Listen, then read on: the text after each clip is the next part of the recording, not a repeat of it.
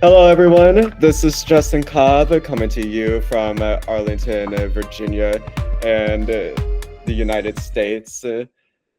And today I have this wonderful guest who is here with me from across the pond. There, I want you all to welcome Kate Isichei. She is coming to us from the UK. And Kate is this amazing neurodiverse expert and specialist, and I can't wait for you all to learn more about her. Kate, thank you for coming on to Insight today. Thank you so much, Justin. And I love the way you pronounced my name so authentically. Isichei is actually the correct pronunciation. I told you Isichei, which is a very English pronunciation, but Isichei is the way that they pronounce it in Nigeria. So well done for picking up on that. I applaud you. Yeah, I'm really excited to be on this podcast, and thank you for inviting me. I am a neuro-inclusion consultant, and I support organizations to build neuro-inclusive cultures, and particularly recruiters to create candidate experiences for talent that align with neurodivergent people's social interaction styles and communication styles. I love it.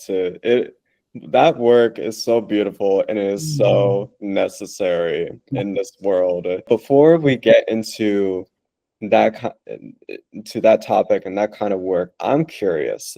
So, and I'm sure audiences are as well. Are we ready to time travel? Yes, Yeah. always. Yeah, so let's dial back the clock a little bit.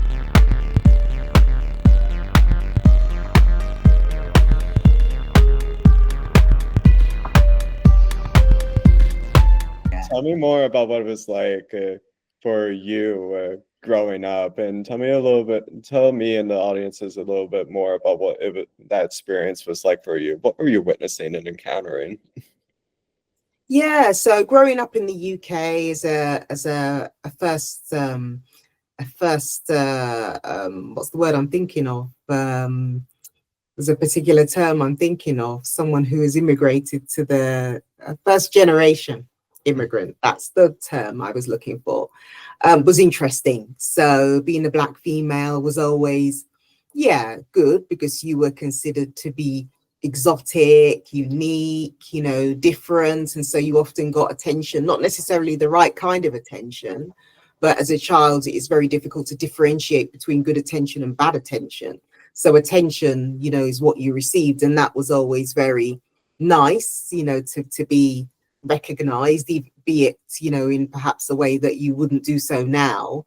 And yeah, I had a very positive experience growing up in the UK. I always knew I was a bit different, not just my intersectionality from a race perspective, but also from behaviors and the way that I interacted with others and the way I interacted with the world was always very different. And I knew it was because I used to observe, other children and the way that they would socially interact and communicate. And it was always a bit different to the way I did. But yeah, it's only latterly I've been able to understand more about that through my children. But yeah, I mean, I had a good experience. I would say my childhood was typical for, 1980s. But yeah, really quite positive, I would say. Also some, some bad stuff in there, but nothing overbearing. Mm-hmm. And a lot of what you're speaking about too, you mentioned that this neural inclusion, we talk about how this is different for folks. Are you comfortable with divulging with audiences what sort of neurodiverseness that you are working with in your own personal experience? Yes, of course. So I like to be very open about this because there's still a stigma attached to neurodivergence. And it's worth saying that there are two components and often the two terms are conflated. So one is neurodiversity, which is everyone in the universe, yourself and myself, Justin, we're very different. We've been brought up differently, we think differently, we learn differently. That in of itself on this podcast now is neurodiversity. Between us, we've got neurodiversity. And the same if there were other people in the room. Neurodivergence is specifically relates to conditions like ADHD, autism, dyslexia, dyspraxia, dyscalculia. There are a few that come under that umbrella, but they are specific neurotypes that mean that there are challenges, but also sort of talents as well and skills that they have that other people, non-autistic and non-ADHD people don't have. So yeah, those are the particular conditions, autism and ADHD, that I work with to help organizations understand better. And this comes from your own personal experience with this too. I'm curious, what was the journey like for you in discovering your own neurodivergence? Because everyone's is so unique. What was yours? Yeah, you're right. Everyone's, journey is very unique, and mine is no different to that. So 4 years ago, my children were having challenges at school. It happened during the lockdowns of 2020 and 2021, which you probably recall, in all the chaos that was going on. And it was hard to differentiate between what was going on and the way they were presenting. So it was very easy to say, well, it's because of COVID, all the worries, all the stress. But there were other things that were perhaps indicating neurodivergence.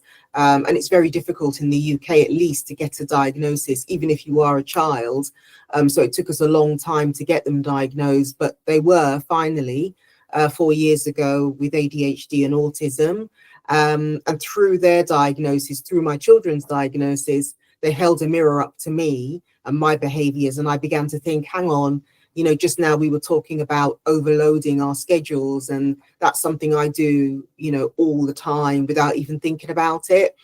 And, you and I were laughing, but actually, over a period of time, over many years, that can become quite debilitating, and a serious threat to good health, psychological good health and well-being. So without even realizing, you are constantly putting in sort of, mitigations throughout your working life and your personal life to combat some of the challenges that come about as a result of having ADHD or autism. I personally think that I've not been diagnosed formally, but I have self-diagnosed, which many people are doing now, with ADHD, just because of the way that I present. Through my children's diagnosis, I've been able to see the way I behave and how that relates to neurodivergence. Wow. So literally your children, like in your own words, they were the mirror for all of this.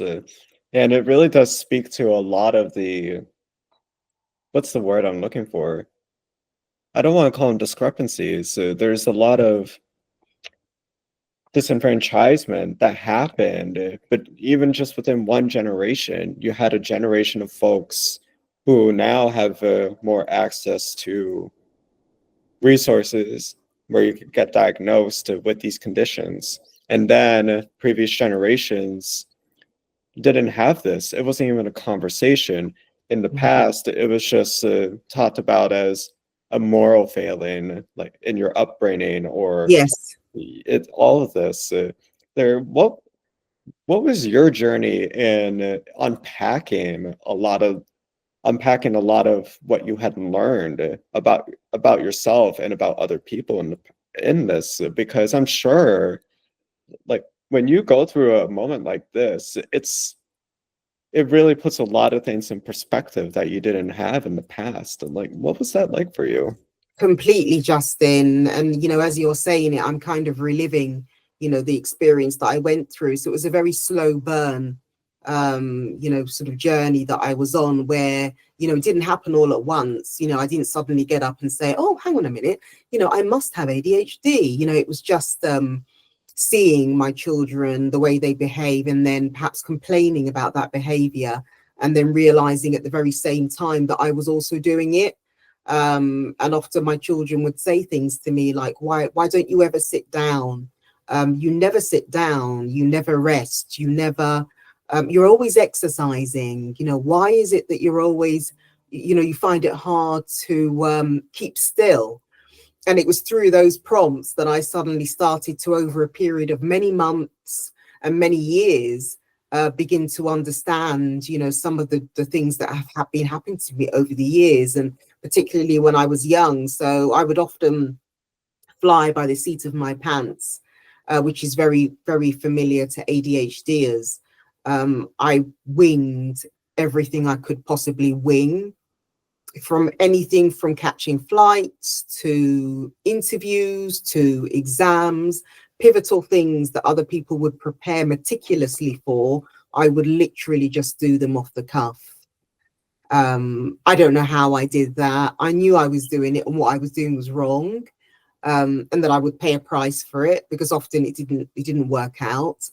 But I just had confidence in myself that I could get away with it. And often, yeah, I'll miss pivotal moments in life because I haven't planned properly.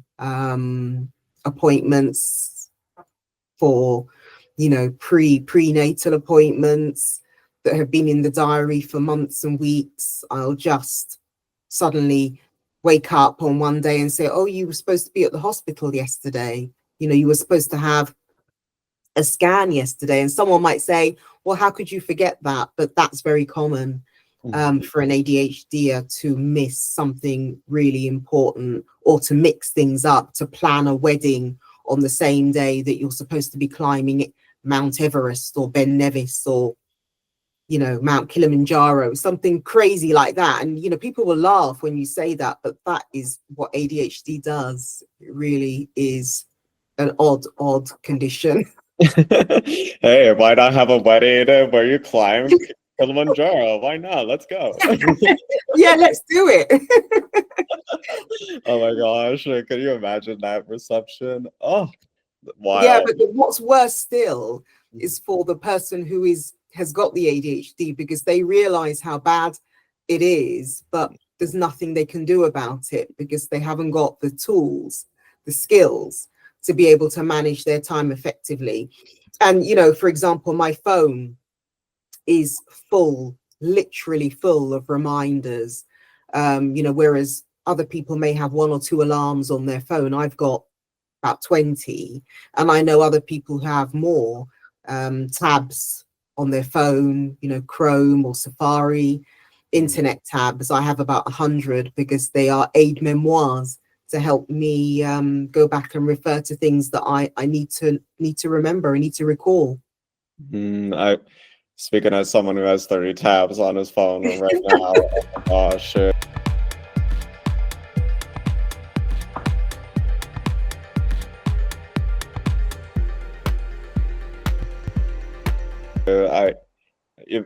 You know, it's funny because we talk about diagnosing neurodivergence, and there are so many people who have these conditions who are typically not recognized, who are not given the time of day. And this is where a lot of your work really comes in, is you work with those who typically are overlooked. I'm curious about this because yes, for audiences, in case you didn't pick up on this, and Kate is this wonderful Nigerian woman who lives in the UK, and she comes from this lineage of all this beauty and everything. But this is also one of many populations that goes to, unfortunately, it is underserved in a lot of respects within the UK and and around the globe as well. Kate, I'm curious though, because it's one thing to go through these experiences, and it's another thing to say, I'm going to use these experiences and I'm going to make a difference. What was that journey like for you? When did you have this moment where you were going to say, you know what, I'm going to use my skills and my knowledge to help uplift my community? I'm curious. Yeah, that was really difficult. As you can imagine, Justin, it was really hard. So I hesitated for a long time. I didn't even like to post about neurodivergence because I didn't want anyone to know. And what you have to understand is that, particularly in UK schools, there is still very much a stigma attached to autism and ADHD, particularly autism, because people consider it to be a negative in their lives. If a school has got a number of autistic children, they perceive it to be a mark against their reputation, that it may sort of put off parents of other children from applying to put their children in the school, because they consider that that SEN profile, SEN is short for special educational needs profile, will somehow damage their children or take away from their own children's learning or education. And I very much understood that when my children got their diagnosis. So I was very shy to share, anything about it. And I kept it to myself for quite a long time. I'd say for at least a year or two, until I thought, well, hang on, how on earth am I going to make a difference if I can't talk about it? And whilst I can be vocal about being Black and being female and all those intersectionalities we've spoken about already, if I can talk openly about my experiences as a Black woman, why can't I talk about my experiences as the parents of neurodivergent children? And then after that, I self-diagnosed and thought, how can I not talk about my own experiences as a neurodivergent woman? And you're literally talking in the last month, I've started to be open about the fact that I do perceive myself to be an ADHDer, because there is a backlash, unfortunately, on social media, against wokeness, anything that's talking about DEI, diversity, equity, and inclusion. People are shutting down those conversations. We're in a new era of Trump round 2. So, people don't want to know. And as far as they're concerned, we're post all of that. We're post woke, which is quite shocking, because, there's so much more that needs to be done. And so I feel, how can I make a difference if I can't be honest with people about my experiences? So yeah, I kind of bit the bullet, literally, swallowed my pride, told the ego to take a nap, and just started talking. And what I realized is so many people are where I was, but are happy that I am where I am. And when I do talk, people will come, not openly, but perhaps in my DMs, and say, thank you so much for sharing, because we don't feel like our voices are heard. So yeah, I'll continue to do that. It's definitely needed. More than ever. All this pushback against what we call DEI, and I know that other people love to throw on the other letters of the acronym, the B for belonging, the A for accessibility, the J for justice, etc., etc. I like to sometimes refer to us fondly as the soup, because there's just a whole bunch of letter. I also use that, being LGBTQ, like being gay. I sometimes fondly refer to us as the soup, because there's just a whole bunch of letters in there. But you know what? When we're all in there, we have this beautiful broth. We're wholesome and everything. Like, that's we're good. A nice analogy. Yeah. Like, you know what? Soup is good. I'm here for it. Let's go. Yeah. But all this pushback, it speaks to the heart of a lot of uncomfortable things that we, as a collective, have not been able to address and discuss. The beautiful, I call this beautiful because I know how dark it may seem, or maybe dark isn't even the right way to put this, but how hopeless it feels in these circumstances. But there is a beauty in this, because what people are going through in the UK right now, what the US is going through, South Africa, it's a global phenomenon, what is happening here.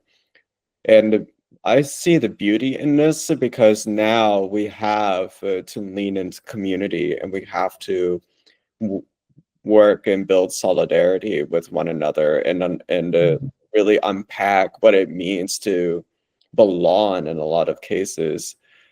Kate, I'm curious, what was the journey of building your support network in all of this?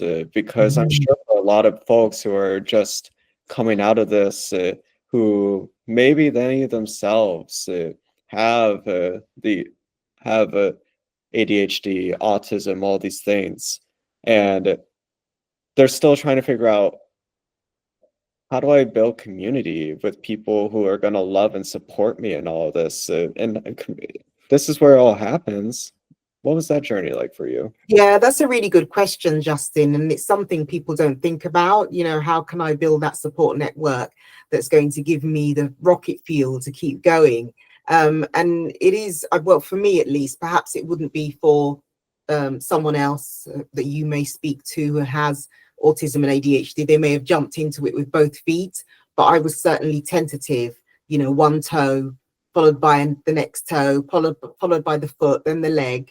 You know, I didn't find it a comfortable thing to do, jumping into that community. And it is an absolutely huge community. In the UK, at least, we have support networks in a number of different places, all run by goodwill, you know, people who are volunteers or, you know, parents themselves of neurodivergent children. There's very little governmental support, but there's a huge amount of community around people who just take it upon themselves, you know, to create support groups, meetings, sessions, coffee mornings, webinars, you name it, it's all there. And I was really reluctant at the beginning. You are encouraged quite forcefully, rightly so, I think, to start learning about neurodivergence when your children are diagnosed, because at first you don't know anything. You know, if you'd have asked me in 2019 what autism is, I wouldn't have been able to tell you. So I've had to learn all that. No one comes and gives you a manual. You know, you have to go away and do all of that learning. And it's like I'm basically a PhD, I would say now, in neurodivergence, particularly autism and ADHD, and understanding how it affects the body psychologically and mentally and physically. So it took me a long time to trust others, to have those conversations. I was worried about cliquiness, you know, this sort of intersectionality thing always worries you as a Black woman going into spaces that are still, I have to say, dominated by a particular demographic. So you will tend to see the same people in those spaces, like, you know, white females of a particular class will drive and run those sessions. And that's fantastic. But the thing is, you can't afford to pick and choose. You know, you can't say, well, I might not feel comfortable in this space, but hey, who am I to, you know, beggars can't be choosers. They know about autism, therefore I have to involve myself. And it's only now you're saying it, it actually occurred to me that I had to go through that whole experience of going into spaces that, yes, they were aligned with my needs, my support needs, because they understood neurodivergence, but they weren't aligned with me culturally. So, and that's a challenge, being in a country that where you're a minority. And there's so much to unpack with that as well, because this is an intersectional issue. It is. Because you and I talked about this before, but we mentioned how it is not just white European people that No, have autism, and exactly. that is a huge myth that is perpetuated in a lot of circles, and it's not just in predominantly white spaces. This is an idea that is spread regardless of your cultural ethnic background. Can you talk to me a little more about what it was like for you navigating like these nuances? Because I'm curious, speak as someone who is concerned about equity and inclusion, but also in making in how do I like navigating these, especially as someone who like I can't. I'm not in your experience. Yeah. What I is mean, that? how I could perhaps relate it to, and I know you're more than one thing. Mhm. But as a gay man, you may have a particular need. For example, if it, let's take neurodivergence, you were to go into a space where you know, you're surrounded by neurodivergent people, but you may well only be the only gay man there or the only gay person. There may be other gay people there, but they may not feel comfortable admitting it. So you would feel as an openly gay man that you wouldn't be able to necessarily align yourself with the people in that room. And that's how I often felt. So I would go in and I wouldn't necessarily feel welcome because I would be the only Black woman there. And that happens to me constantly. It's not a one-off. If I go into a room full of parents in a support group for neurodivergent children, I will always be the only Black woman. I've never been to a support group, a webinar. I have been to a couple of community sessions where there have been one or two, but more often than not, 8 out of 10 times, I'll be the only Black woman in the room. And yeah, that's a challenge because, as you say, you know, you've met one neurodivergent person, but your culture, your upbringing, your ethnicity, they all have an effect on the way your neurodivergence presents in this world. You know, it's affected by that. It's not isolated. So yeah, the way that a white middle class family will experience neurodivergence will be very different to a Black African family. It's so hard, and I'm not trying to like put a sob story behind this, but what I'm trying to do is to say that it is so hard to navigate a space where you already know that people are going to walk in and they are already making assumptions about you. And then lots of judgments. Yes. And then you have other things that they could potentially judge you on that you have. It's not just exterior, it's also interior as well. So there's so much to unpack in all that. I feel like we could have like several episodes where we could just like pick apart all these boxes and everything. But or when like in terms of your own journey, I'm curious because you're speaking about a lot of the challenges that you have faced in owning your own story and navigating these kinds of spaces. But I'm curious, is when you're going through hard days and it is in those moments where you're literally saying to yourself, I really don't know if I can do it today. Like, I'm curious, what keeps you going? Gosh, it's a tough one. It's a tough one. So, you know, I do sometimes get a bit not frustrated with the positive layer that's put on neurodivergence, particularly on social media, Instagram, TikTok, you know, Facebook, LinkedIn even, where, you know, you get these neurodivergent, autistic and ADHDers who've, you know, got book deals and going to events and glamorous award ceremonies and, you know, getting accolades and recognition. And that's fantastic. And, you know, don't get me wrong, I'm very happy for them, but that is not the typical experience of autism and ADHD.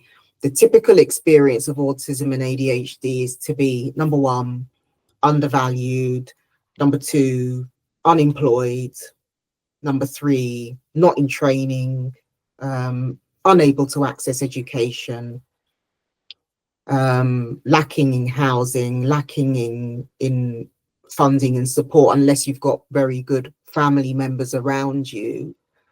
So yeah, you do tend to feel quite bleak some days about the prospects going forward.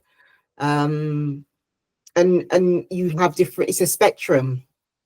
So yes, I believe I have ADHD, but I'm what you would describe, even though you're not supposed to say it these days because it's considered, you know, not the right way to describe it. And I agree, but I'm considered as high functioning.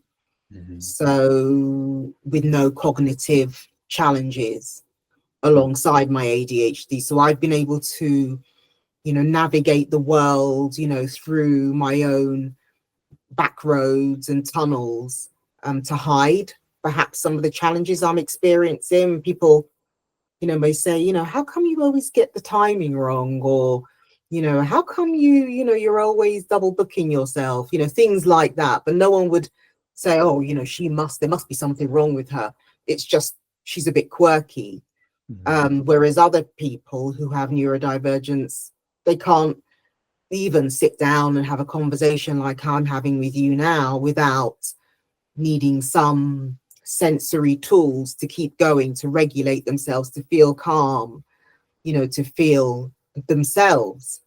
And so, yeah, it's very difficult. I'm not going to lie and paint a rosy picture. There are good days and bad days.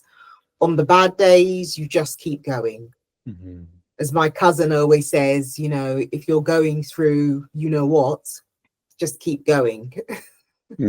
Yes, it really does come down to a sense of resilience, and I know resilience gets thrown around a lot. So in audiences, we talk about resilience quite a bit.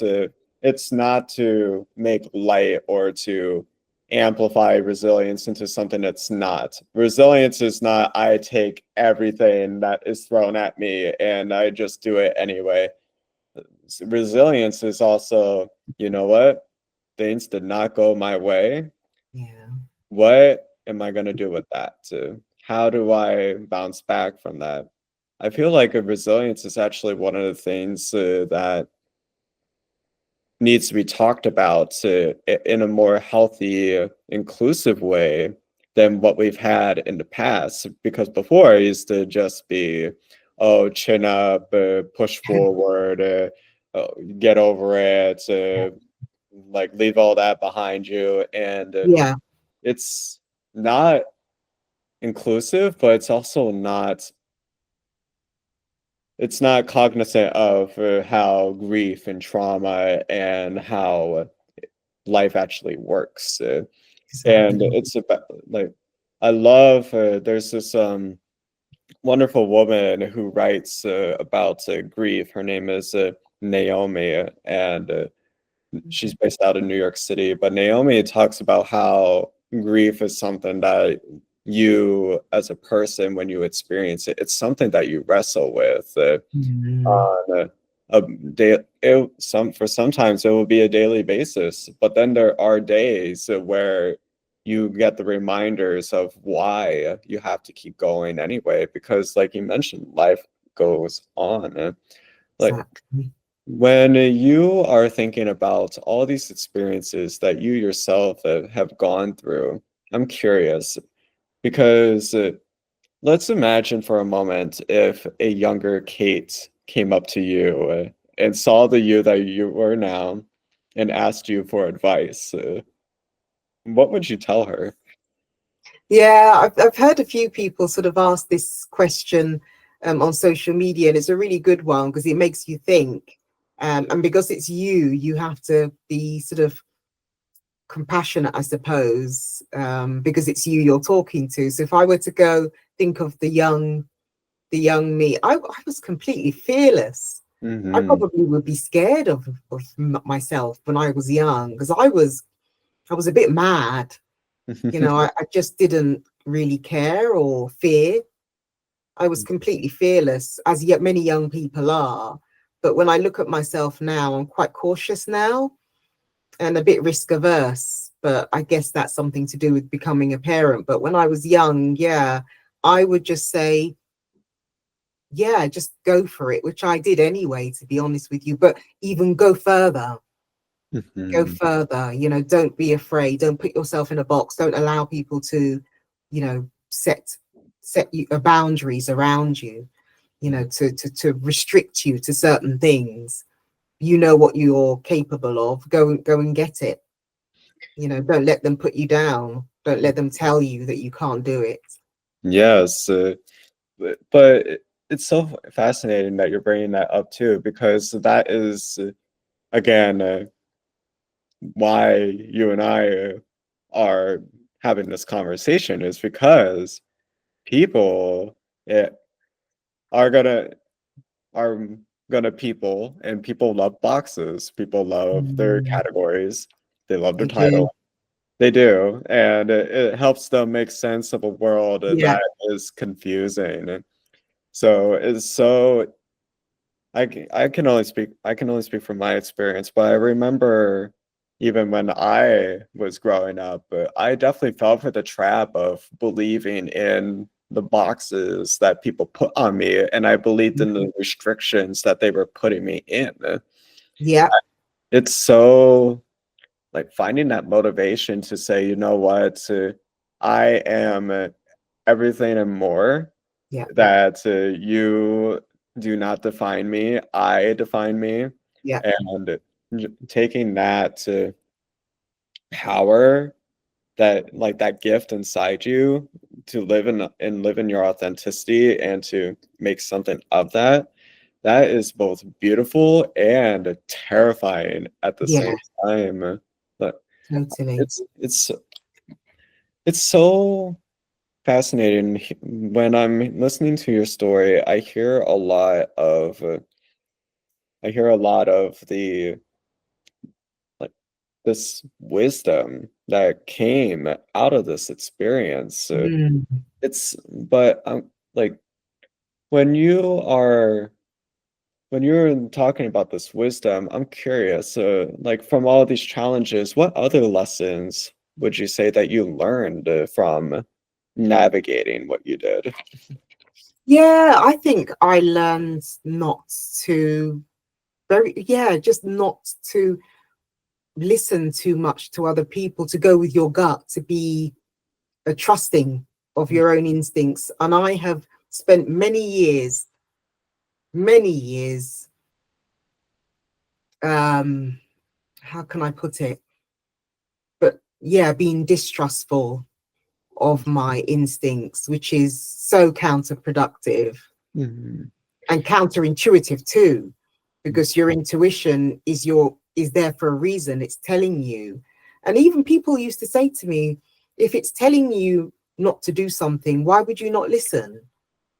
And I'd be like, well, I always like to see myself as a victim, and I've always been a bit sensitive, and perhaps they didn't mean it in that way. And, maybe I should give them a second chance. And now I realize that all those things were, yeah, just being part of the whole people pleasing Mhm. phenomenon, which is very common with ADHD as you become people pleasers. And also very common with Black women because, if you try to voice an opinion, you are considered aggressive, you're considered loud, you're considered overbearing, you're considered too much. And there's Mhm. this whole reclaim now of the Black female experience, which says if you have something to offer, stand up, take up the space, stand in your power, all of those good things. So yeah, through this process I've become much more self-assured, much more trusting of my own instincts and Mhm. my own intuition. And there's a very famous saying which you probably have come across because you're well read, by Maya Angelou, and it says, I can't remember what the exact saying is, but whatever it is, something like, when they tell you, believe them the first time. Oh, yes, when people reveal who they are the first time, That's believe it. them. Believe them. That's the one. And Yeah. it took me a while to understand what she meant, but now I understand because there's been so many times where someone's told me who they are and I haven't believed them. And I've said, no, no, no, no, no, that's not who you are. You are what I want you to be. But that's obviously not true. When someone reveals themselves, they're revealing it for a reason. Yeah. Mhm. Yep. I definitely had my bouts of having to learn that the hard way. I feel like that's almost like I don't know if it's a rite of passage or a rite of initiation or something. I Yeah. don't know, but we all have those circumstances Yeah. where we encounter somebody and we want to give them the benefit of the doubt, Yeah. but then they prove that your initial hunch was right Yes, after was all. correct. Exactly. Yeah, oh my Exactly. goodness. It's so like it's so relevant to what is going on in the world, and I find myself whenever I'm going into these spaces, whenever I'm interacting with people, I am paying more attention now to the kind of energy, if we can Yeah. talk about it in that kind of language, that okay, this is how this person is showing up, Yeah. and I need to pay attention Yeah. because this I do want to like on initial meetings, I'll definitely like see people. I'll definitely like give people like grace, but that's the thing too, and this is why I always tack on with insight. This is grace and nuance. It's grace, but it's also courage. It Yeah. is the ability to be bold and brave enough to say, I see or I witness and encounter something. Exactly. And if if what you're encountering is not good energy, Yeah. that then what are you going to do with that? How do you respond to that? Totally. And you've got to trust yourself that what you're experiencing is true. Mhm. So not to question, not to second guess, to say, oh, no, no, no, Mhm. here we go again down that road, Mhm. you know, spoiling things for yourself. Why do we have to do this time and time again? But no matter how inconvenient it is, there's a very famous saying, isn't it? The inconvenient truth. Mhm. I think it was Al Gore. Was it Al Gore who did a documentary on that climate change? I feel like it could be. Al Now I'm Gore, gonna yeah. have An to, uncomfortable truth or an inconvenient truth, something like that. And the truth is often inconvenient, isn't it? yes, Really that's gets in the way. mhm. And people would rather look away and not Exactly. hold on Let's to the forget. truth. Yep. Yeah, let's forget. Mhm. Yeah. And that's why we have so many horrible things happening, because people just refuse to trust themselves. Oh no, we're just being woke. Oh no, please, it's just having fun. Oh, it's just a joke, just a bit of banter, Mhm. and before you know it, you're in a horrible, terrible situation. Mhm. It's it's so pertinent to what we're talking about as well, because a lot of people, this is where biases kick in, and this is why we talk about it in this way. Just because you have a bias, it does not automatically mean you are either a good person or a bad No, person or anywhere in between. We all no, have them, and these can all inform and shape how we conduct ourselves in the world. But what do you as a person do with this baggage, this history, this legacy? It is the choices that you make that define who you are, not your categories, not your labels. no. So, like, Kate, I'm curious, for people who are still learning about neuroinclusivity and neurodivergence, for those who want to really start doing that work within themselves and who want to understand this better, like, do you have any thoughtful or insightful ways that they can do that? Yeah, so I really started off by having conversations with people who were already in that space, from a personal standpoint. So people who were relatives of neurodivergent individuals, parents, many parents I spoke to, but I also did my own, legwork in terms of listening to podcasts. I did a lot of reading. I've got a whole library of books on neurodivergence from neurodivergent people themselves, as well as from the academic world. And it really has to be a balance, a mix. Don't just focus on academia, because it will drive you mad. There's so much technical medical terminology around neurodivergence that really doesn't translate into everyday experiences. So I would say focus primarily on podcasts from real people who are going through very similar things, and speak to, get someone who is a confidant, someone who you can confide in, you feel comfortable with. Find a coach, find a consultant. Like myself, I really value a non-judgmental approach, and that's the approach I take to speaking with individuals who are not experienced in neurodivergent. There are so many people who don't know anything about it and they're scared, and that really frightens me, because I think if they're too scared to say they don't know, and I've met a lot of people who are too scared, they just pretend. Oh yeah, I know about yeah, I've heard about autism. Yeah, oh yeah, I know exactly. Oh no, I don't need any help.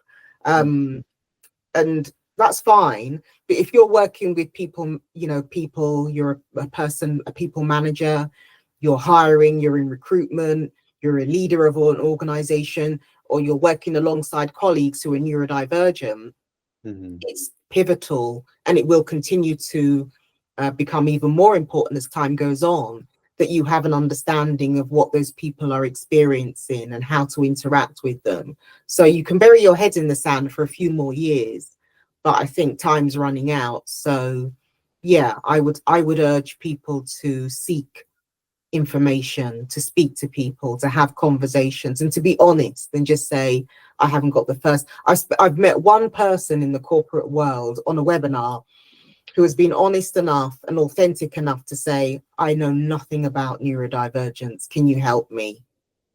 Everyone else I've spoken to has been very, very positive, which is great, but has also said, I don't need any help because I know everything I need to know. Yeah, and that's the bit that I find the most worrying, the lack of willingness to admit ignorance, and that's why I'm very non-judgmental in my approach. I love that.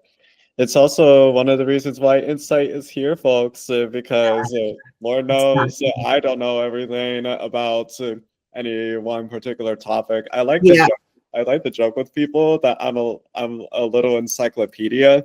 I have enough little entries of different things. But if you but if you ask me, oh, can you give me this precise detailed history of XYZ or whatever, I'll be like, Exactly. And that's fine, because how on earth are you supposed to know a deep dive into every single topic? But yeah, you're right. Your podcast is a great way to find out about a wide range of topics. I love podcasts. Yes, and I am so grateful that you are taking the time to come on to the show with us and to share your experiences with us, Kate. If people want to collaborate with you, what is the best way of doing that? Oh, thank you so much, Justin. It's been an absolute pleasure. They can reach out to me on LinkedIn. I'm there as Kate Isichei, or you can email me at kateisichei@wheretolookcoms.co.uk, or you can visit my website, which is wheretolookcoms.co.uk. I love it.